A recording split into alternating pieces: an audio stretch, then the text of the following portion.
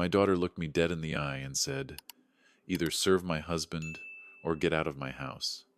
Imagine hearing that in the very home you paid for with your life savings. Instead of breaking down, I smiled, picked up my suitcase, and walked away.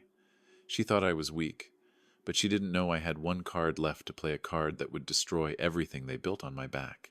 I still remember the exact moment my daughter looked me straight in the eye and chose her husband over her father. It was a Saturday afternoon, sunlight streaming through the living room curtains, warming the hardwood floors Martha and I had refinished with our own hands 25 years ago. Normally, that golden light filled me with peace, but that day it felt like a spotlight, exposing just how unwelcome I had become in my own house. Mark, my son-in-law, was sprawled across my recliner, Martha's last gift to me before the cancer took her. His dirty socks were propped up on the armrest, a half-empty beer dangling between his fingers. Without so much as looking at me, he barked, "Hey, Bob, grab me another beer. The cold ones. Not that cheap stuff you drink. My name is Robert Hayes. Bob to my friends. Dad to the little girl I raised with every ounce of love and sacrifice I had. But to Mark, I was just a servant." I froze, still clutching the grocery bags that had cut red lines into my palms. I'd just spent half my Social Security check stocking the fridge with the very brand of beer he was now demanding. For him, not for me. "Excuse me?" I asked, my voice low, almost too steady for what I was feeling inside. He finally looked up, smirking like a man who believed he held the upper hand. "You heard me. Beer, from the fridge. You're already standing, old man. Don't make a big deal out of it."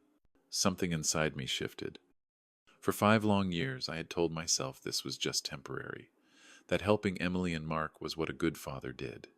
I had paid for their wedding, their down payment, their bills when money got tight. I convinced myself it was love. But standing there, with his mocking eyes locked on mine, I realized love had been twisted into obedience. "This is my house," I said, setting the groceries down slowly, deliberately. That got his attention. He rose from the recliner, using his height like a weapon. He towered over me, beer still in hand, his breath heavy with alcohol. "Your house?" He laughed. "Funny. Emily and I live here. My money pays the bills. You're just a guest who doesn't know his place." Before I could reply, Emily walked in from the kitchen, dish towel slung over her shoulder. Her eyes scanned the tension between us, and for a split second, I hoped that my daughter would stand by me. "Dad," she said, her voice sharp with that same teenage impatience I remembered from years ago, "just get him the beer. It's not worth fighting over." Those words hit harder than anything Mark could have thrown at me. "Emily," I said, barely above a whisper, "you're asking me to serve your husband in my own home?" She stepped closer to him, siding with him physically and emotionally, her face mirroring his arrogance. "It's simple, Dad. Either you help Mark out, or maybe this isn't the place for you anymore." Her words floated in the air, thick and poisonous. Either obey or leave. I searched her face for the little girl who used to curl up in my lap during thunderstorms, clutching my hand, whispering, "Don't leave me, Daddy." But that little girl was gone. In her place stood a woman with cold eyes and a husband's shadow cast across her soul. Mark grinned, thinking he had finally broken me. "Good. Now, about that beer." "I'll pack," I interrupted. The smirk fell from his face. Emily's jaw dropped. Neither of them expected me to choose dignity over submission. They were waiting for me to crumble, to apologize, to shuffle into the kitchen like a beaten servant. But instead I turned and walked down the hallway, my footsteps firm, each one echoing the end of an era. Behind me I heard Emily's voice crack, "Dad, wait." But I didn't wait. I couldn't. In my bedroom I reached up and pulled down the suitcase Martha and I had used on our honeymoon. It landed on the bed with a thump, the sound final, like a judge's gavel. Methodically I began packing shirts, socks, my medications, and a framed photo of Martha.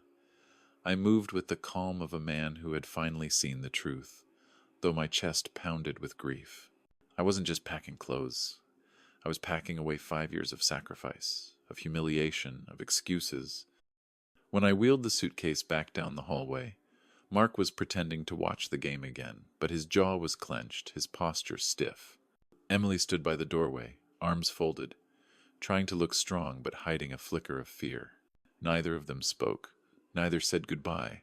As I closed the front door behind me, the house I had paid for and maintained all those years seemed to sigh, as if it too was relieved I was leaving. I loaded my suitcase into the back of my Buick, slid behind the wheel, and turned the key. The engine roared to life, steady and dependable, more faithful than my own daughter.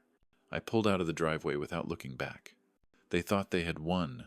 They thought they had rid themselves of the burden of an old man who didn't know his place. But as the road stretched out in front of me, I felt something I hadn't felt in years: freedom, and they had no idea what was coming next. When I checked into that cheap roadside motel, the silence pressed in on me like a stranger.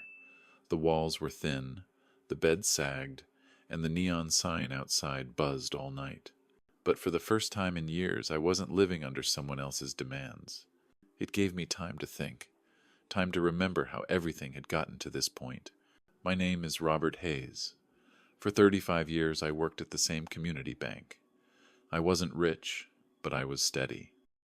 My wife, Martha, and I raised one daughter, Emily. She was our whole world. When Martha got sick, she used to whisper through the chemo pain, "Promise me, Robert. Promise me you'll always take care of Emily." And I did, maybe too much. When Emily wanted to attend an expensive private college instead of the state school, I signed the checks, $40,000 a year. I took extra clients, stayed late at the bank, drank more coffee than my doctor advised. Every tuition payment came out of my future, but I told myself it was worth it. After all, what's retirement compared to your child's dreams? Then came the wedding. Emily had her heart set on a grand reception hall with chandeliers and a string quartet. Mark's family couldn't cover their share, so I wrote another check, $25,000. I even bought her dress when she said she didn't want to settle for less. That was the first time I saw the look in her eyes. Not gratitude. Expectation. But I brushed it off. She's young, I told myself. Once she settles down, she'll understand. When Emily and Mark started house hunting, I offered advice. They wanted something big, something new, something far beyond what two young people could afford on their own. Mark sold cars for a living. Emily taught part-time at a daycare. Their paychecks wouldn't cover half the mortgage. So I reached into my retirement account, $80,000 for a down payment. My nest egg, built from years of denying myself small luxuries, became their foundation. At first, I thought it was enough. I thought once they had a house, they'd be steady. But houses come with bills. Mortgage, insurance, utilities, groceries. And every time things got tight, it was me they turned to. "Dad, just until Mark's commission comes in. Dad, can you cover the car insurance this month? Dad, daycare cut my hours. We're short again." It started with little things. 200 here, 500 there.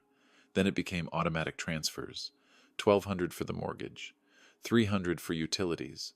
I even added their cars to my insurance policy, $280 every month, because they couldn't afford it. And the more I gave, the less they respected me. When I bought groceries, Mark would complain about the brands. When I suggested cutting back on luxuries, Emily would roll her eyes and remind me that this is just how life is now. Oh, life. No, this was not life. This was dependency disguised as family. I convinced myself Martha would have wanted it this way, that I was honoring her memory by keeping Emily safe. But the truth is, I wasn't protecting my daughter. I was enabling her. And in return, she let her husband treat me like a servant in my own home. I'll never forget the first time Mark called me old man in front of her. We were at dinner, and I made a joke about his football team losing. He smirked and said, "Careful, old man. Don't choke on your mashed potatoes." Emily laughed. She actually laughed. That night, lying awake in the small guest room they called Dad's space, I stared at the ceiling and wondered when exactly I had lost her. Was it when I paid her tuition, her wedding, that down payment? Somewhere along the way, sacrifice had twisted into expectation, and love had been taken for granted. Still, I stayed. I told myself I was keeping the family together, that maybe one day Emily would see what I had done for her. But deep down I knew. Every bill I paid, every sacrifice I made, it wasn't building love. It was building entitlement. By the time Mark stood over me demanding a beer, they no longer saw me as a father. they saw me as a wallet with legs. And Emily, my little girl who once brought me dandelions from the yard, was the one handing me the ultimatum: serve him or leave. That was the moment it all came crashing down. But as I sat in that motel room, staring at the glowing balance of my bank account, I realized something. They thought they had pushed me out with nothing. They were wrong. I still had control of the money. I still had the house deed in my name. I still had 30 years of banking knowledge and the will to use it. And I wasn't going to be their servant anymore. Not now. Not ever again. The next morning I drove back to the house to pick up a few things I hadn't managed to pack. My old wristwatch, some banking files, and the fountain pen Martha had given me on our 20th anniversary. I figured I could be in and out before Mark even noticed. But when I pulled into the driveway, Mark was already on the porch, arms crossed, beer in hand, like a guard dog waiting to bark. "Well, look who's back," he sneered. "Couldn't stay away, huh? Thought you were running off for good." I kept my voice calm. "I came for a few belongings. That's all." "Oh?" He stepped closer, his size and arrogance filling the space between us. "You walked out. That makes this my house now. You don't just stroll back in without asking." "My name is on the deed," I reminded him. "This is my property." That word property made his face twitch, like I had just tugged on the leash he didn't know he was wearing. Emily appeared in the doorway, her arms folded tight. "Dad, please, don't start this again. Just let's not fight today." Emily," I said softly, "I only need 10 minutes, some things from my room, and then I'll be gone." She hesitated, but Mark slammed his beer down on the porch railing. "Number, he doesn't get to waltz in here like he owns the place." "Because I do own the place," I said, finally letting the steel into my voice. That broke the thin thread of restraint he had been pretending to hold. He stepped close enough for me to smell the beer on his breath. "Listen, old man. You had your chance to play nice. You want to keep things civil? Fine. But if you start making this about ownership, you're going to regret it." Emily grabbed his arm. "Mark, stop." But he didn't. His eyes were locked on me, and for the first time I saw something more than arrogance. Desperation. A man cornered by debts, clinging to the illusion of power in a house that was never his. I didn't raise my voice, didn't shove him back. Instead, I reached into my pocket and tapped the screen of my phone. The little red circle glowed, recording. "Is that a threat, Mark?" I asked quietly.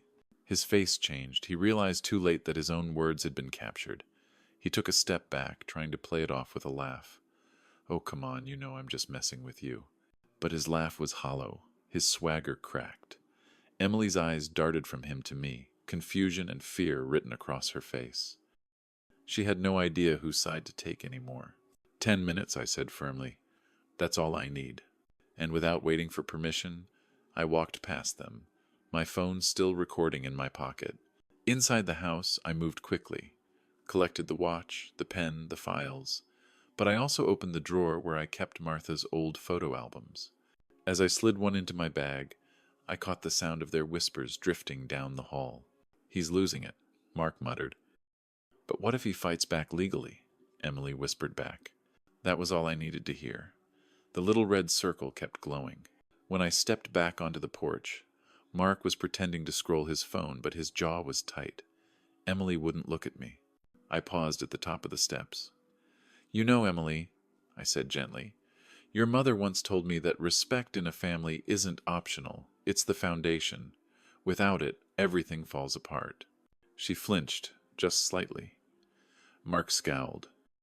I walked past them without another word, loaded my bag into the Buick, and drove off. But inside, my heart was racing. Not from fear, though there was some of that, but from clarity. For the first time, I wasn't reacting to them. I was planning. That recording was just the beginning. A seed of evidence. Proof that Mark wasn't just disrespectful, he was aggressive, entitled, and reckless. And now I had his voice captured, threatening me in my own driveway. As the miles rolled under my tires, my thoughts sharpened like a blade. For years I had been a banker. I understood paper trails, contracts, systems, and I knew exactly how to dismantle someone who thought they were untouchable. Mark believed he could bully me. Emily believed I would always give in. They were both about to learn what happens when a man with nothing left to lose finally decides to stop playing servant. I checked my rearview mirror, half expecting their car to follow me, but the road was empty. The sun dipped low, painting the sky with streaks of red and gold. For the first time in years, I felt the faint spark of something I thought I'd lost: control. By the time I pulled into the motel lot, I already knew what tomorrow would bring.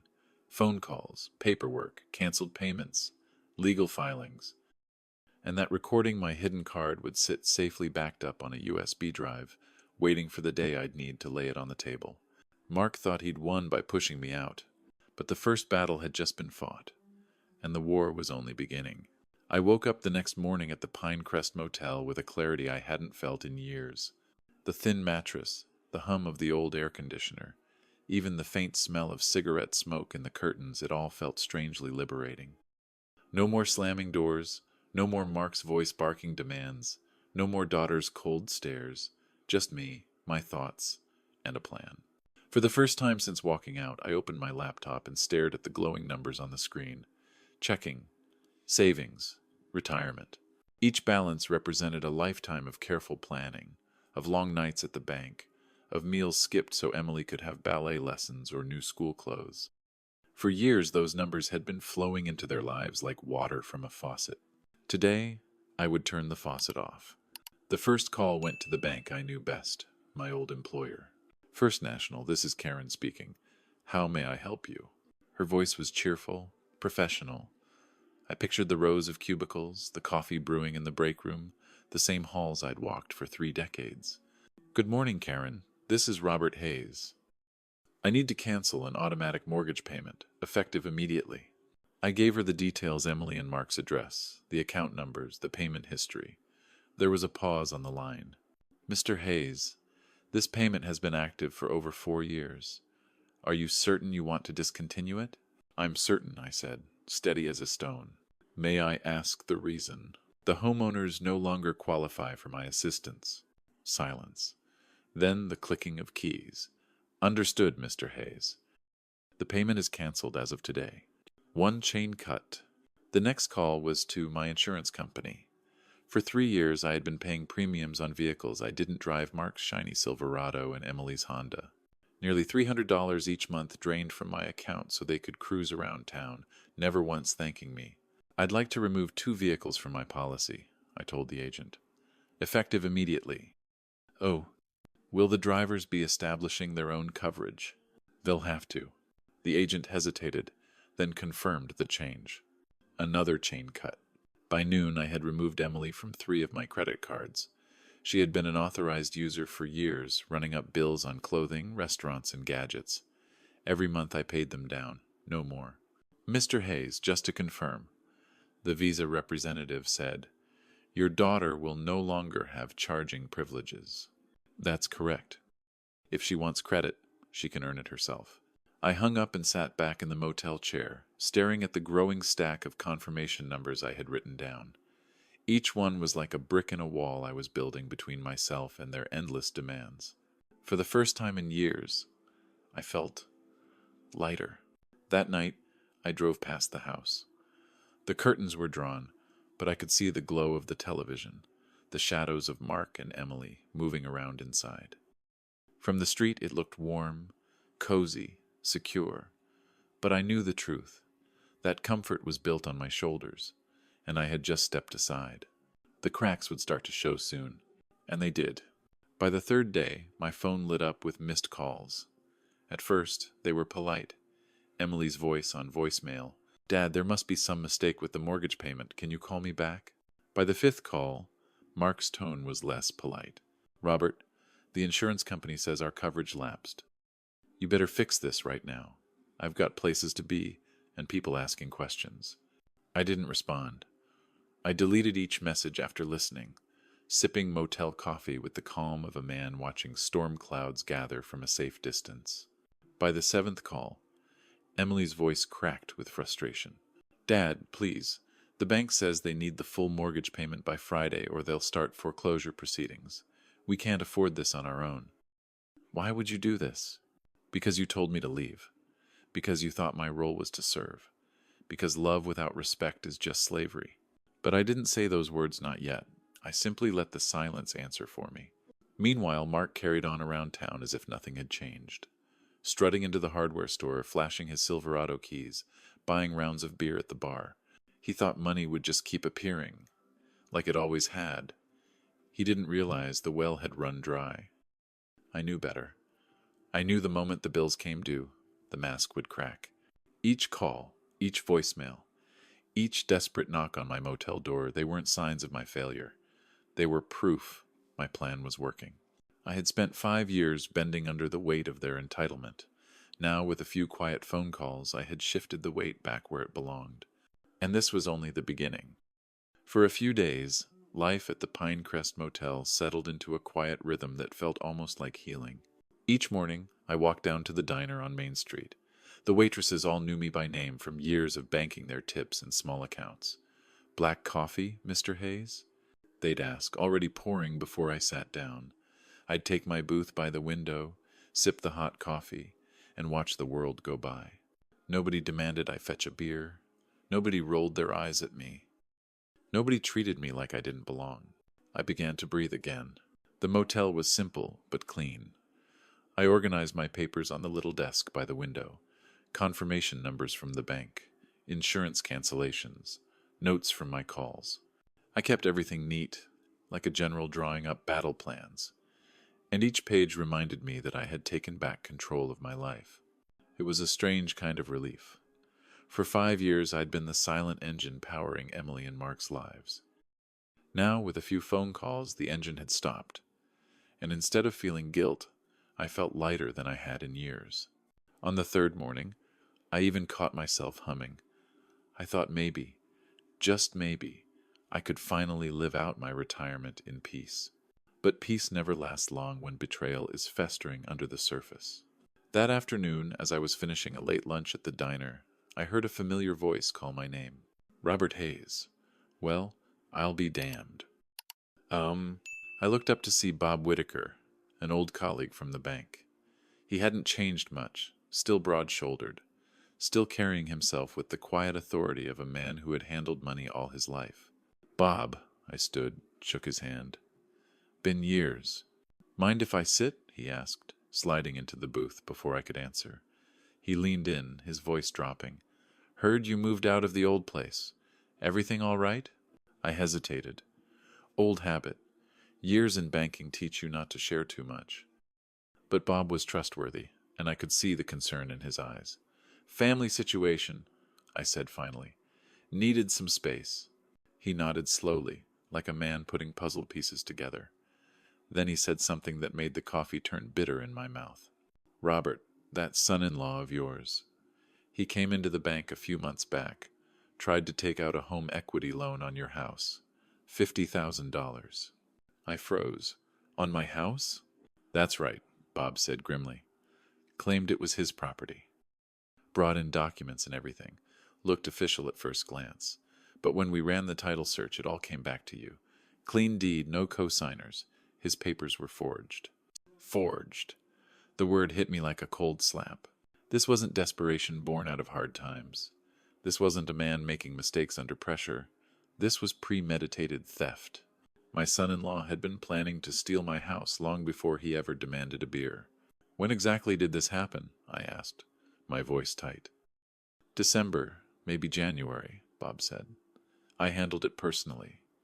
We rejected the application and flagged his information in the system. But technically, since no money changed hands, there wasn't much we could do legally. I kept the paperwork, though. Thought you might want to know." My hands shook as I set down my cup. I could still picture Mark in my recliner, smirking, telling me it was his house. And now I understood. That wasn't bluster. That was part of a plan. "What was he going to use the money for?" I asked. Bob gave me a look I knew too well, the look bankers give when they don't want to say something out loud in a crowded room. He leaned closer, lowering his voice. "Word around town is he's got gambling debts. Pretty substantial." "How substantial?" 18, maybe 20,000, he said. "Mostly poker. Glacier Peaks Casino. He's been in there more than a few times." The diner noise seemed to fade around me. My fork clattered against the plate. So that was it. All those nights he claimed to be working overtime. All those excuses about money being tight. While I was draining my savings to keep their life afloat, Mark was sitting at a poker table, gambling away his paycheck, planning to use my house as his safety net. I felt something in me harden. This wasn't just disrespect. This wasn't just entitlement. This was deliberate betrayal, calculated fraud, and reckless greed. Bob placed a hand on my shoulder. "Robert, be careful. A man willing to forge documents to steal from family might do worse when he's desperate." I nodded, barely hearing him. My mind was racing. Everything made sense now. His aggression, his arrogance, that ultimatum. He didn't just see me as inconvenient, he saw me as an obstacle. An obstacle standing between him and the house he thought he could steal. I paid my check, shook Bob's hand, and walked back to the motel in a fog. Inside my room, I opened my laptop and created a new document. Mark Thompson. Evidence. I typed every detail Bob had told me. The fraudulent loan application, the gambling debts, the forged paperwork. Then I slid my phone from my pocket and stared at the little red circle of my recording app. Mark's threats from the driveway. Proof he had already tried intimidation. For the first time, I realized this wasn't just about money or respect. This was about survival. My daughter's husband was a liar, a gambler, and a thief, and he was willing to use me to cover it all up. And if I didn't move fast, he'd try again. My brief relief was gone, replaced by a cold determination. Mark thought he was clever, but I had 30 years in banking, and I knew something he didn't. Every crime leaves a trail, and I was going to follow his until it buried him. I didn't sleep much that night. I lay on the lumpy motel mattress staring at the ceiling, Bob's words echoing in my mind. Forged documents, gambling debts, $50,000. I'd always suspected Mark was reckless, but now I knew he was dangerous. By morning, the fog of shock had burned away, replaced by a cold, clear focus. For years I had been their silent safety net. Now I was going to be their reckoning. The first step was the courthouse. The Flathead County Courthouse loomed like a fortress of red brick and history. I hadn't walked those steps in years, not since Martha and I had signed our wills. My heart pounded as I pushed through the heavy glass doors and approached the clerk's office. The woman behind the counter looked up from her stack of forms. "Can I help you, sir?" "Yes," I said, setting the deed to my house on the counter with deliberate care. "I need to file an eviction notice." "Oh." Her eyebrows rose as she scanned the papers. "Eviction? Against your tenants?" "My daughter and her husband," I said evenly. "They were living there under my permission. That permission has been revoked." She pursed her lips, nodding as she reached for the appropriate form. 30-day notice. Sheriff will handle service once it's processed. If they contest, there'll be a hearing." "Understood." She stamped the papers with a heavy thunk that echoed through my chest. That sound was more satisfying than any victory I'd ever had at the bank. It meant the countdown had begun. 30 days, and they'd have to answer to the law, not just to me. Walking out of that courthouse, I felt taller, stronger. For the first time, I wasn't reacting to their disrespect. I was moving first. But I wasn't done, not by a long shot. My next stop was the police station. Detective Jim Morrison still had an office tucked in the back. I'd known him since our church committee days, and I trusted him. "Robert Hayes," he said, standing to shake my hand. "Been too long. What brings you here?" I told him everything. The ultimatum, the beer demand, the threats, my departure, and finally Bob's revelation about the forged loan application. Jim listened carefully, jotting notes, his brow furrowed. When I finished, he leaned back in his chair, tapping his pen against the desk. "Robert, I'm going to be honest with you. Your son-in-law is a known face at Glacier Peaks Casino. Regular player, usually poker, and lately he's been in deeper than ever. I'd estimate 18 to 20,000, in debts maybe more. Some to legitimate lenders, some to, let's just say, less patient people." My stomach sank, but I kept my voice steady. "And the forgery?" Jim's eyes hardened. "That's fraud. We flagged it when the bank reported it." Not enough for charges since no money moved, but if you've got paperwork and Bob says he kept copies, that's evidence. And if he tries again, we'll be ready. I nodded, the weight of Jim's words pressing down on me. Gambling debts, fraud, threats, all wrapped up in the man my daughter had chosen as her partner. Be careful, Robert, Jim warned. A desperate man does stupid things. And your son-in-law? He's running out of road. Oh, I left the station with a folder of Jim's notes and a heavy resolve. That evening, back in my motel room, I spread everything out on the desk. The bank statements, the eviction papers, Bob's information, Jim's warnings. Piece by piece, the picture came into focus. Mark wasn't just a lazy son-in-law. He was a fraud, a gambler, and a thief in waiting. And Emily, my daughter, was standing at his side, blind or unwilling to see the truth. I opened a new folder on my laptop. Evidence, Thompson. I began cataloging everything. Dates, amounts, contacts. I backed up Mark's threats from my phone onto a flash drive. I typed up summaries of each conversation. If they wanted a war, I'd fight it on paper, where I had spent my life building victories. And for the first time I smiled. Not the weary smile of a father trying to keep the peace, but the sharp, quiet smile of a man who knows he holds the cards. Across town, Emily and Mark were still living, as if nothing had changed. Driving his Silverado, eating dinner in my house, watching television in my recliner. They thought I was tucked away in some motel licking my wounds. They thought I'd given up. But what they didn't know was that the clock had already started ticking. 30 days. 30 days until the sheriff served those papers. 30 days until the house of cards they'd built on my back came crashing down. And with every call, every document, every confirmation number, I was tightening the noose. They wanted me to obey. They wanted me to disappear. Instead, I was coming back with the law, with the truth, and with a lifetime of patience turned into power. This wasn't just about revenge anymore. This was about justice. And I was just getting started. It didn't take long for Mark and Emily to realize something had shifted. By the second week, the calls on my phone turned from confusion to anger. Mark's voice boomed through the voicemail. Robert, you better fix this mortgage mess, or we're going to be out on the street. You think you can just walk away from family? You'll regret this. I deleted it without listening twice.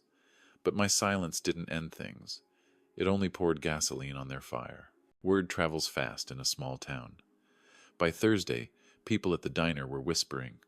Heard Robert had some kind of breakdown. Emily says he abandoned them. Mark says the old man's not right in the head anymore. It hit me like a knife. Not just because of the lies, but because they were effective.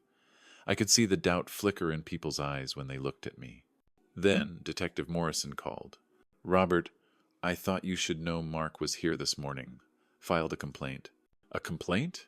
Elder abuse, Morrison said grimly. He's claiming you're being manipulated into making irrational financial decisions. Says someone at the bank tricked you into cutting him off. He's painting you as incompetent. I sat in stunned silence. Elder abuse.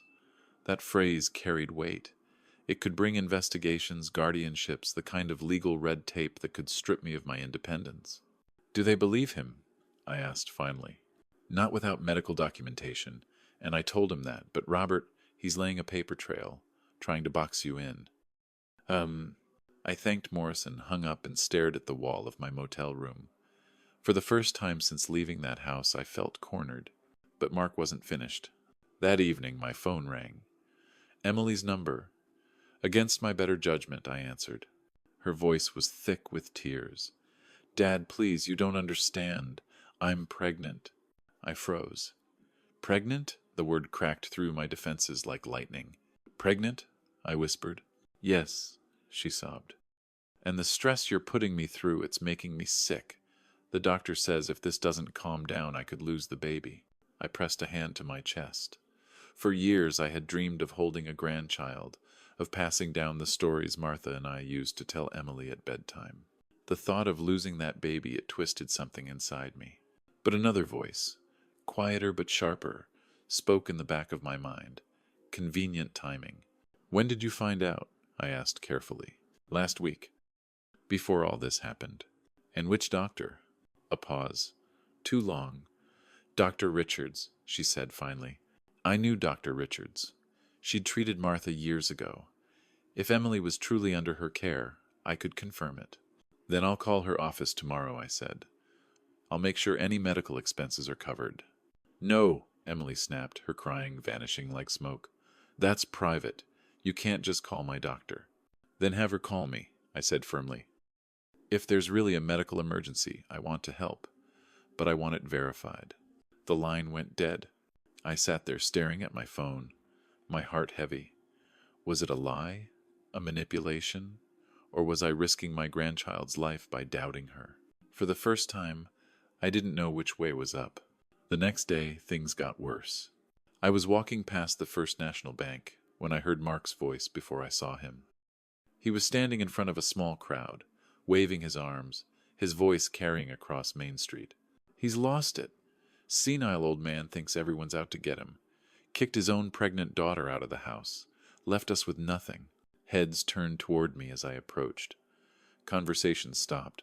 Mark spun around, and when he saw me, his face lit up with smug triumph. There he is, he shouted. The man who abandoned his family. I looked at the crowd, at neighbors who'd known me for decades, at people I'd helped secure loans, buy homes, save for retirement, and I felt their doubt like stones pressing against my chest. Mark stepped closer, his face red, his voice sharp. You ruined us, Robert. Over what? Your pride? Your ego? I swallowed, keeping my voice calm. How's the gambling debt, Mark? The crowd stirred. Murmurs rose. Mark's eyes went wide, then narrowed. You don't know what you're talking about.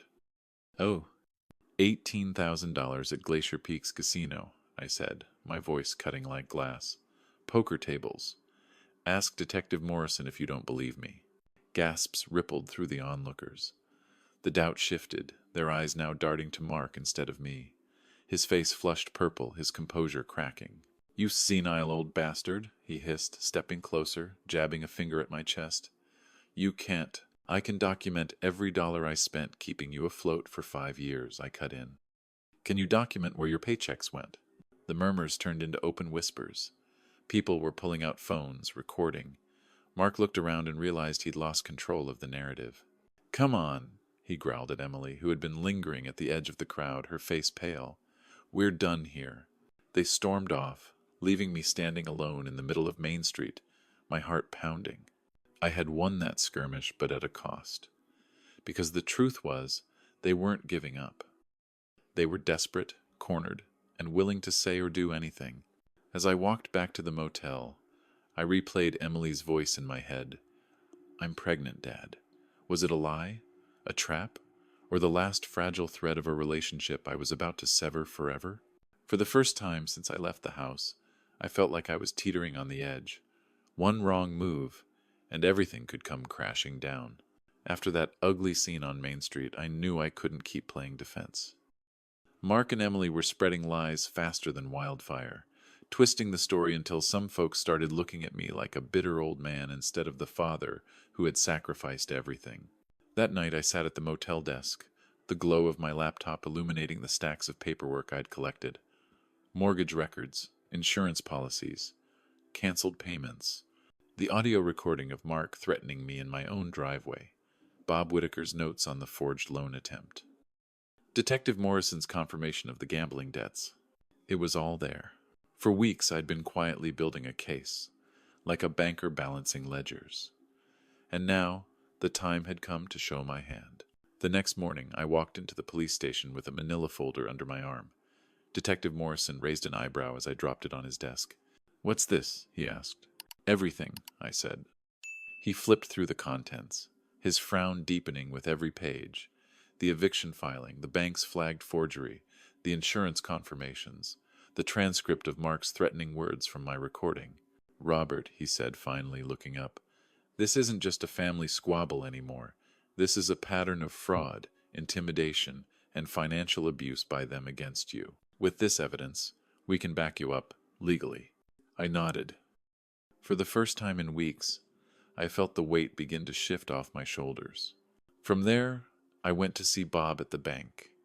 He greeted me like an old friend, But when I handed him copies of Mark's threats and gambling debts, his face turned serious. "Robert, this is damning. If he ever tries another loan scheme, we'll have grounds for immediate fraud charges. I'll keep all this on file and flagged. He won't get away with it." Oath. By lunchtime, my allies were in place. The bank, the police, the courthouse. For years, Mark had leaned on arrogance and bullying. But arrogance doesn't hold up against paperwork, signatures, and official stamps. That evening, as the sun set over the mountains, I got my chance to play the card I'd been holding closest. Emily showed up at the motel. She looked tired, her sweater wrinkled, her eyes rimmed red. She stood in the doorway like a child who'd wandered too far from home. "Dad, can we talk?" I let her in. She sat stiffly on the edge of the bed while I pulled a chair up across from her. "Mark says you're trying to destroy us," she began, her voice small. "I'm not destroying anyone," I said. "I'm just no longer paying for a life that isn't mine to live." Tears welled in her eyes.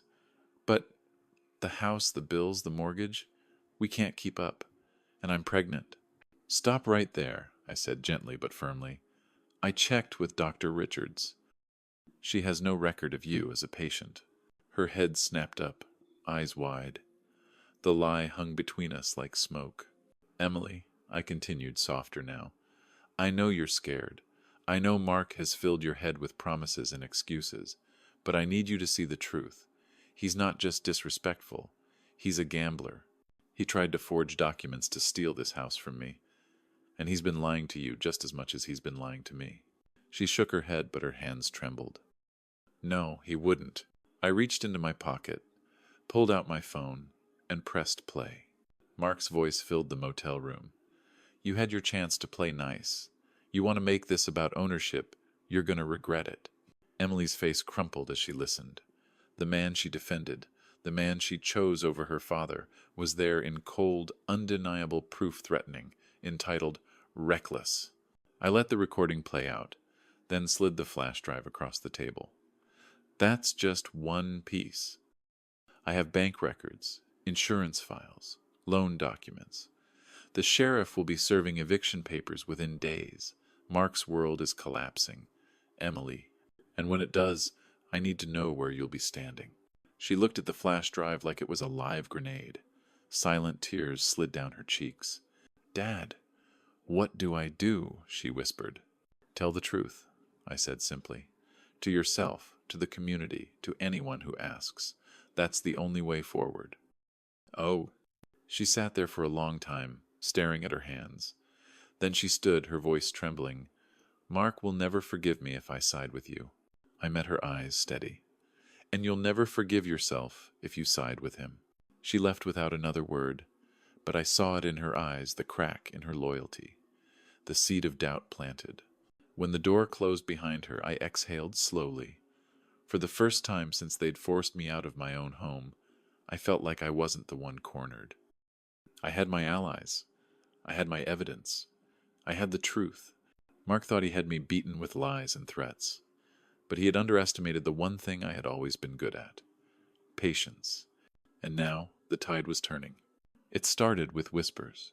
At the hardware store, I overheard two clerks talking in low voices. "Did you hear? Mark owes money all over town." "Yeah. And Robert's been paying their bills for years. Makes sense now." "At church, Mrs." Henderson leaned in close, her voice sharp with gossip. "They say Emily gave her father an ultimatum: obey her husband or leave his own house." Imagine the nerve. I didn't have to lift a finger. The truth was traveling faster than Mark's lies ever could.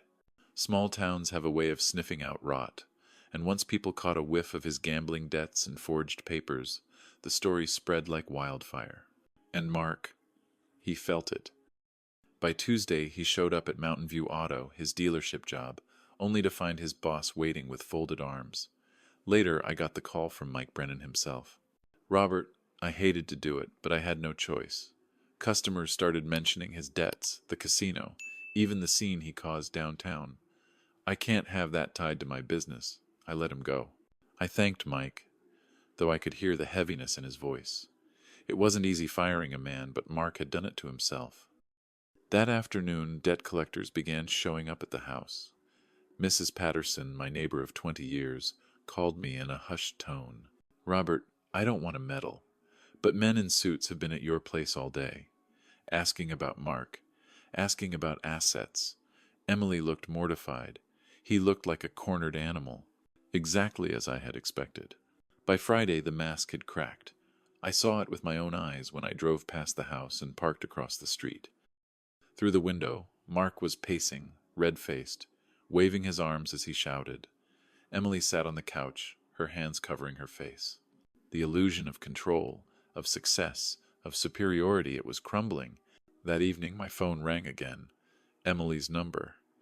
I hesitated, then answered. Her voice was trembling. Dad, Mark lost his job. The collectors are threatening to garnish wages we don't even have. And the sheriff served the eviction notice. 30 days, and we're out. I said nothing. Dad, he's not the man I thought he was, she whispered. He lied about everything. About working overtime. About saving money. About us. The words hung in the silence between us. For the first time, I didn't hear manipulation in her tone. I heard shame. But before I could reply, another voice erupted in the background. Mark's, who are you talking to? Is that him? You calling Daddy to fix your mess now? There was a crash, a door slamming, then the line went dead. I sat staring at the phone, my chest tight. Emily was cracking. The loyalty she had shown him for years was unraveling thread by thread. But Mark, he was doubling down. Desperate. Reckless. 2 days later, my fears were confirmed. I was having coffee at Annie's when I overheard the commotion outside. Mark was on the sidewalk, his voice booming, his face twisted with rage. He's trying to ruin me, he shouted to anyone who would listen. That old man cut us off because he's jealous. Says I don't deserve the house. He's senile, doesn't even know what he's doing. But instead of nods of sympathy, the crowd responded with skepticism. A man near the door muttered, Funny, I heard he forged loan papers.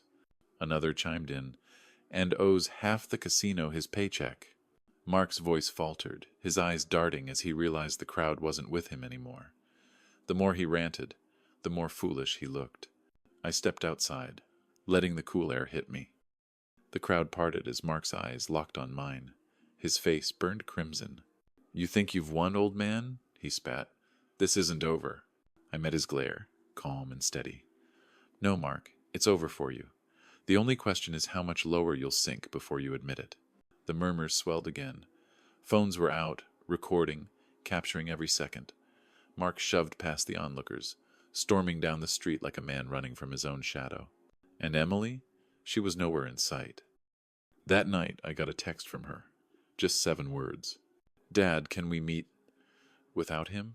I stared at the screen, my heart heavy but hopeful. Emily was breaking free, finally seeing the truth. But I also knew one thing for certain. Desperate men don't let go quietly. Mark was wounded, cornered, and losing everything. And that's when they're most dangerous. The morning of the hearing dawned gray and heavy, as if the Montana sky itself sensed what was coming. I pulled my suit from the closet, the same navy one I had worn to Emily's wedding years ago. Back then I had stood proud, paying for every detail so her day could be perfect. Now I was wearing it for another kind of ceremony, the day I cut away the last chains tying me to Mark. The courthouse smelled of old paper and polished wood. I took my place at the petitioner's table, a neat stack of documents in front of me. Across the room, Mark slouched beside his attorney, his jaw clenched, his tie askew. Emily sat 2 rows back, pale and small, her hands folded tightly in her lap. She didn't look at me, but she didn't look at him either. When the judge entered, the room hushed. He was an older man with a stern gaze, the kind of presence that strips away excuses and leaves only facts. Case number 5421, the clerk announced. Robert Hayes versus Mark and Emily Thompson, regarding eviction and occupancy rights. Oh, Mark's lawyer rose first, trying to spin the story. Your Honor, my clients have been living in this home for years. They've contributed to its upkeep, and Mr. Hayes has a history of erratic behavior. The judge held up a hand. Let's see the documentation. That was my cue. I stood, my hands steady, and slid my folder across the bench. Deed in my name. Mortgage payments in my account. Insurance policies, credit card statements, bank records, all showing the truth. For years I had been carrying the weight. Then I played the recording. Mark's voice filled the silent courtroom. "You had your chance to play nice. You want to make this about ownership, you're going to regret it." The judge's eyebrows rose. The attorney shifted uncomfortably. Emily closed her eyes, as if hearing the man she married for the first time. "Mr. Hayes," the judge said, "do you have evidence of fraud as well?" I nodded.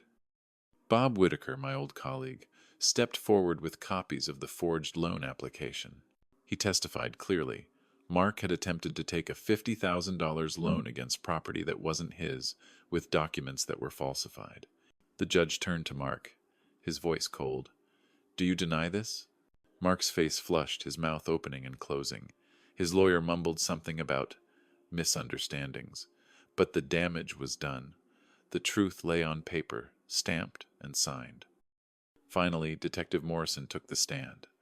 Calm, professional, he confirmed the gambling debts, the casino records, the calls from creditors. "Mr. Thompson is currently estimated to owe between $18,000 and $20,000. Several collection agencies are pursuing him. We also have reports of threatening behavior toward Mr. Hayes." The judge leaned back, silent for a long moment. Then he delivered the words I had been waiting months to hear. "Robert Hayes is the sole legal owner of the property in question. The occupants, Mark and Emily Thompson, are hereby ordered to vacate within 30 days. Failure to comply will result in forcible removal by the sheriff's office. Furthermore, given the evidence of fraudulent activity and intimidation, this court recommends investigation by the county prosecutor's office." The gavel came down with a sharp crack. Mark's face went purple. He shot to his feet, pointing at me across the courtroom. "You old bastard, you can't—" "Sit down, Mr. Thompson," the judge barked. "One more outburst and I'll hold you in contempt." Emily flinched at his rage, her shoulders curling inward. For the first time, I saw fear in her eyes. Not of me, but of him. I gathered my papers slowly, deliberately, while Mark fumed and his lawyer tried to calm him. The bailiff hovered close, ready to intervene if needed. As I walked out of the courtroom, I felt the weight of years slide from my shoulders. I had been called servant, wallet, senile, bitter. But here, in front of the law, the truth had spoken louder than every lie. Outside on the courthouse steps, neighbors and townsfolk waited. Word of the case had spread, and people wanted to see the outcome. Mrs. Henderson clutched my hand. "We all suspected, Robert, but we didn't know how much you'd done for them. You deserved this." Tom from the hardware store clapped my shoulder. "Justice, plain and simple." Behind me, the doors banged open. Mark stormed down the steps, cursing under his breath, shoving past anyone in his path. Emily trailed behind, her face pale, her eyes meeting mine for the briefest moment. Shame, regret, maybe even relief. He stormed off toward his truck. She lingered at the edge of the crowd. For once, it wasn't me chasing after her. It was her watching me walk away. That evening, as I sat on the motel bed, I got a message from Detective Morrison. Restraining order granted. Effective immediately. Violation means arrest. I leaned back against the pillow, closing my eyes. It was over. The house, my dignity, my safety, all protected. Mark had gambled with lies and arrogance, and he'd lost. And justice, at long last, had been served.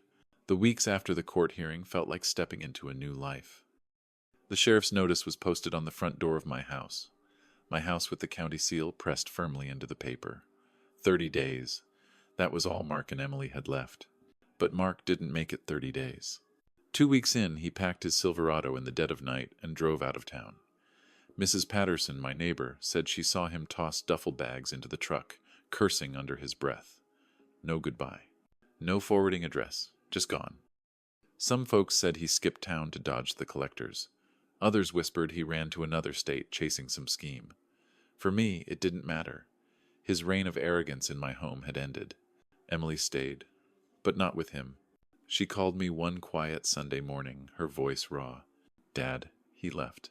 Just disappeared. Took my credit cards with him. I had no idea the debts were this bad. I filed for divorce. I didn't say I told you so. I didn't remind her of the warnings she had ignored. I just listened, Sometimes silence says more than words. The next Sunday she stood up in church during testimony time. Her hands shook as she clutched the podium, but her voice carried. For 5 years, my father sacrificed everything for me and my husband.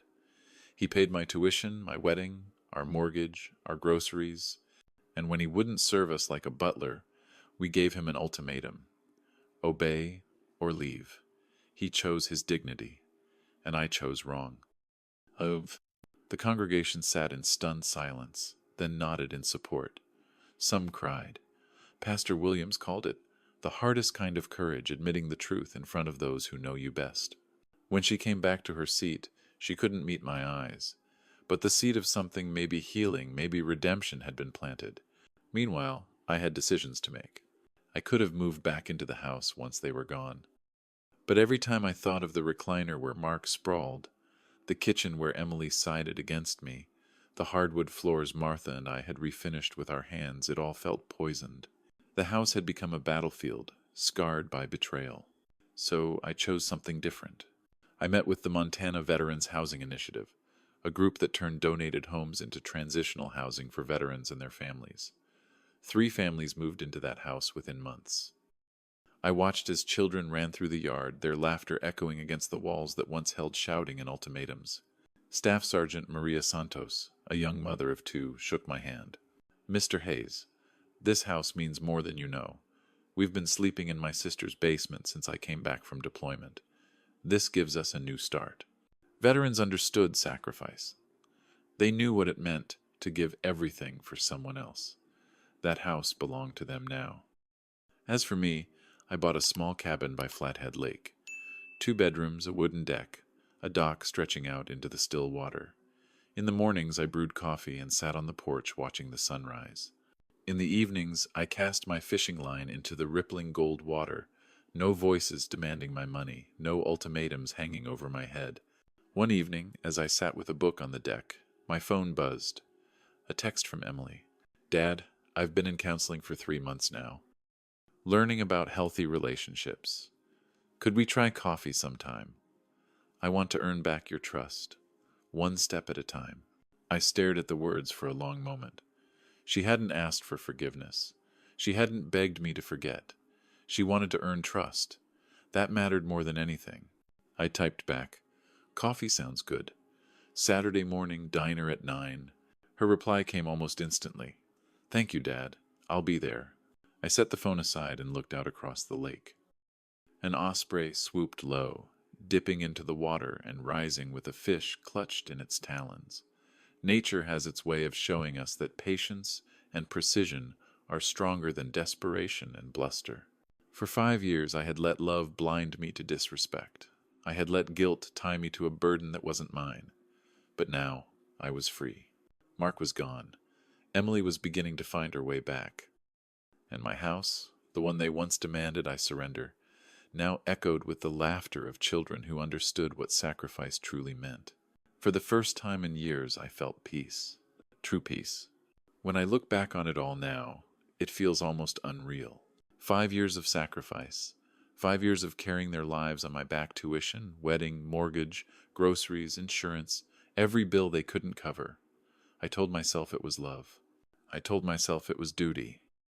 I told myself it was what Martha would have wanted. But the truth? It wasn't love. It wasn't duty. It was fear. Fear of losing my daughter. Fear of being alone. Fear that if I stopped giving, I would stop being needed. And in the end, that fear turned me into something less than a father. It turned me into a servant. Emily and Mark didn't see my sacrifices as love. They saw them as entitlement. They didn't say thank you. They said more. And when I finally refused, when I finally drew the line, they showed me exactly what I had become in their eyes, a man to be obeyed or discarded. That ultimatum, serve him or leave, it broke something in me, but maybe it also fixed something. Because in that moment I chose dignity over obedience. And everything that followed, the canceled payments, the eviction, the courtroom showdown, the restraining order, it wasn't just revenge. It was justice. Mark paid the price for his greed. He lost the job, the house, the town's respect. He ran from his debts, from his wife, from the wreckage of his own lies. That was his punishment. That was his karma. Emily, her punishment was different. She had to stand in front of neighbors, church members, friends she'd known since childhood, and confess that she had turned her back on the man who raised her. She had to admit her mistakes, not in private but in public. And that shame, that lesson will stay with her far longer than any court order. But me? I found peace. Not in revenge, not in seeing them suffer, but in finally realizing that respect is not negotiable, that love without respect isn't love at all, it's exploitation. I gave my house to veterans because I wanted those walls to hold laughter again, not shouting. I bought a small cabin because peace doesn't need size, it needs honesty. And I accepted Emily's slow, careful attempts at rebuilding because trust isn't given back in an instant. It's earned, one step at a time. Sometimes, I sit on my porch by the lake with my coffee and ask myself, was it worth it? The money? Gone. The house? Gone. The years of sacrifice? Gone. But dignity? Dignity stayed. And maybe that's the only thing that truly matters in the end. Martha used to say, family is about love, but love without respect is just another kind of slavery. I didn't understand it then. I do now. I forgave Emily the day I walked out. But forgiveness and trust are not the same. Forgiveness is a gift. Trust is a contract, rebuilt brick by brick. And as for Mark, he taught me the most important lesson of all, that wolves don't become lambs just because you feed them. They only get hungrier. So if you find yourself giving and giving, and the people you love only demand more, ask yourself this: are you giving out of love, or are you giving out of fear? And if they ever force you to choose between your dignity and their demands, which would you choose?